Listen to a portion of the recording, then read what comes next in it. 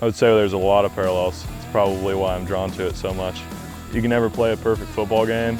You can't really defeat Mother Nature, like I was saying. So it's just a constant pursuit of getting better and kind of playing against yourself in some ways. So I think that's probably why I'm so drawn to fishing in the outdoors and stuff, because it presents a lot of the same challenges that football does.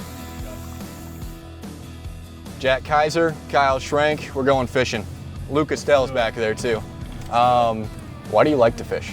Kind of just growing up fishing. I mean, I fished ever since I was a little kid. My family decided to buy a little cottage up at Lake Tippecanoe when I was 6 months old. I kind of just grew up there. I spent my summers there up until high school. So, you know, you have good days fishing, you have bad days fishing, but you can never have a perfect day. You know, there's always something you can do better. You can't beat Mother Nature in a sense. That's so right.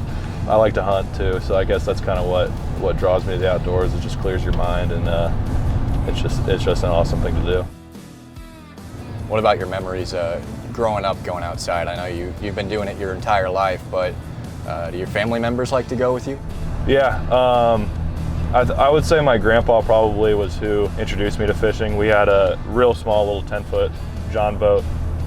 My great grandpa fished there a ton, and you know, taught my grandpa how to fish there, and you know, and then my grandpa kind of taught me. So I guess that's really where I picked up on it. Well, no pressure. You got to teach your kid one day now. Yeah, yeah. Got to keep it going. Yeah. You mentioned you caught a blue marlin. Is that the biggest fish you've ever caught? Yeah, it was 9.5 feet long Oh my God. and 258 pounds. It probably took me like 25 minutes to get it in. That sounds pretty rough. And when I was out there, I bought this hat.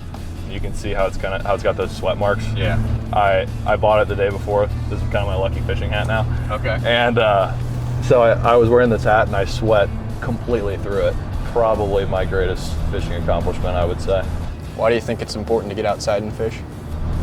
It's just, I mean, that's just living, man. Yeah. I mean, you're not going to experience what you can outside, you know, laying in your bed, watching TV or whatever, but, you know, there's a time and a place for that. It gets pretty cold and boring here in the winter, but, you know, when it's nice outside like today, I mean, there's no reason not to get outside, you know.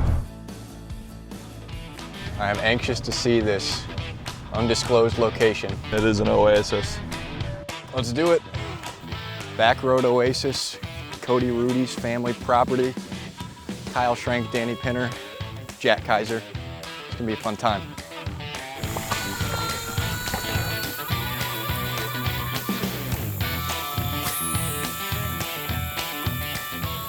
When you're alone out here, what do you think about? Nothing. That's the beauty of it. There you go. Bingo.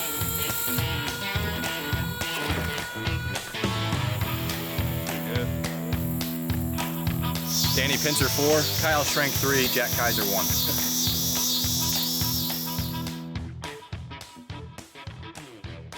How do you think playing at HSC, playing in the Indy area helped prepare you for college? There's a lot of good players in that area. It's kind of an underestimated area football-wise. Everybody thinks Indiana and thinks about basketball, but there's one. It was definitely a little bit of a breeding grounds for good football players, and that was kind of fun to be around. He can do this while reeling in a fish. He got this one. Officially number 2. There you go. They ran a trick play for you last year, right? They did. What was going through your mind when that play was called? Don't drop the ball. I knew we got the look we wanted, and I think actually when the ball was in the air, I wiped my hands on my pants to make sure they weren't all sweaty. So luckily I came down with it, but yeah, that was pretty cool. That was my first college touchdown. So you're one of the 13 Leadership Council members. I am.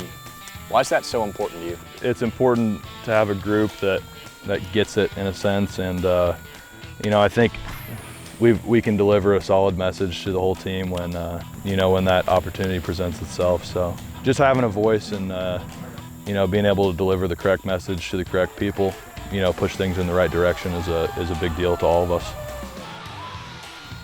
Last year here at Ball State, what do you think you'll take away after the time you spent in Muncie?